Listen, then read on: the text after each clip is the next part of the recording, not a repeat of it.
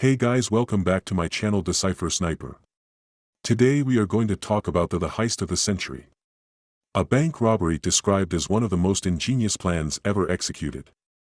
A mastermind cracks an impregnable vault, leaving detectives baffled.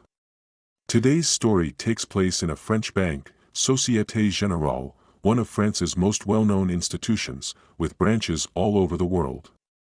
This particular branch was located in Nice, a city on the French Riviera, southeastern France, overlooking the Mediterranean Sea. At that time, people trusted this bank with their most valuable possessions: money, jewelry, gold, and more. The bank was famous for its enormous vault, one of the biggest and most secure in all of France. Customers had absolute faith in its security. But what happened on Monday, July 19, 1976, was something no one expected. The day began like any other. Employees arrived and took their places, preparing for a typical day. There was no sign of anything unusual. That is, until the bank's director and some officers tried to open the vault for regular customer transactions. The vault's outer door opened as usual, but the inner door wouldn't budge. At first, no one was alarmed. The door was an old, 75-year-old steel behemoth, weighing over 20 tons. It had gotten stuck before. But as customers began gathering outside, eager to make transactions, the delay caused anxiety to spread. The bank director contacted the vault's manufacturer, who also handled its maintenance. A representative arrived shortly after to troubleshoot the lock. The expert ran several checks but found no mechanical issue with the lock. Despite the lock functioning, the door remained stubbornly shut, and there were no signs of tampering. The mystery deepened as additional personnel were called in. Despite their best efforts, they couldn't figure out what was wrong. The crowd outside grew impatient, wanting access to their money and valuables. Tension mounted inside and outside the bank. Frustration set in as hours passed. None of the experts could explain how the door remained locked unless, impossibly, it had been shut from the inside. By noon, the bank staff made a drastic decision: they would break through the side of the vault door. Finally, by 3 p.m., a small hole was drilled through the side, large enough for someone to peek inside. What they saw was unbelievable: the bank had been robbed. The director immediately called the police. Within minutes, the bank was flooded with police officers, including the highest-ranking detectives in Nice. They quickly enlarged the hole and crawled inside.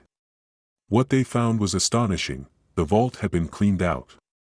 The robbers had emptied all the cash and 4,000 safety deposit boxes full of valuables. On the wall, scrawled in large letters, was a message: without weapons, without violence, and without hate. It taunted the investigators. But the real puzzle was how the robbers had gotten in and out of the vault. The answer was soon apparent: a tunnel had been dug, connecting the vault to Nice's underground sewer system. The tools the robbers had used to break in were still there: 27 gas cylinders, blowtorches, ventilation equipment, and almost half a mile of electrical cables. This was no ordinary heist. It had taken months of planning and preparation. The haul was worth around $10 million, a staggering amount at the time. International media dubbed it the heist of the century. The investigation was equally enormous. Top detectives were flown in from across France to join the effort. They interviewed thousands of people, including bank employees, customers, and even nearby residents. The detectives had reason to believe the infamous sewer rats gang was behind the operation. Known for using the sewer system in their crimes, the gang had a reputation for pulling off audacious robberies. But none of the suspects seemed capable of masterminding such a complex plan. The police decided to keep a close watch on these suspects, convinced they were missing the true mastermind. Then, in early October, a breakthrough came. Two men under surveillance walked into a local bank and tried to sell gold ingots.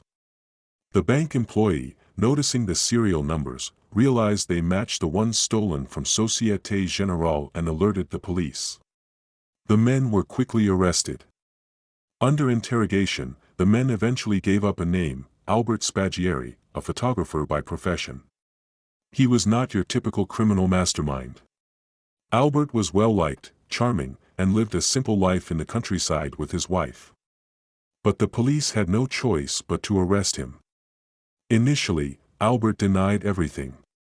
He maintained his innocence through hours of relentless questioning. Even when the police raided his home and found illegal weapons and explosives, he continued to protest. Finally, under the threat of his wife being arrested, Albert cracked. He confessed to being the mastermind behind the heist, laying out the entire plan in intricate detail. It all began 2 years earlier when a neighbor, who worked at the bank, mentioned that the vault had no alarm system. Albert rented a safety deposit box at the bank and carefully scouted the vault. He took photographs and made notes of every detail. The idea was to break in through the underground sewer system, but finding the right spot to dig from the sewers to the bank wasn't easy. After weeks of searching, he discovered the perfect entry point, only 30 feet away from the vault. Albert enlisted the help of the sewer rats gang. With their manpower and equipment, the digging operation began. It took weeks of work in dark, hot, and cramped conditions. The workers dug in shifts, and Albert made sure to provide ventilation, lights, and even a doctor on standby for emergencies. 9 weeks later, they broke through the vault wall. But they weren't done yet. They still had to break through the steel-reinforced door. By July 17th, they were finally inside. They spent 27 hours inside the vault, opening as many safe deposit boxes as they could. Before they left, Albert spray-painted his now famous message on the wall: without weapons, without violence, and without hate. But the story didn't end there. After his arrest, Albert managed to pull off one final escape. During a routine meeting with the judge, Albert leaped out of the first-floor window, landing on a car below. His accomplice was waiting with a motorcycle. And the two sped off into the night. Albert was never seen again. To this day, neither Albert or the stolen loot has ever been found. He sent taunting letters and photographs to the media for years, but his fate remains a mystery. His wife, however, chose to stay behind and live the rest of her life as a nurse. And that's the incredible story of Albert Spaggiari, the mastermind behind the century's greatest heist. If you enjoyed this story, don't forget to like, subscribe, and hit the bell icon to stay updated with our latest videos.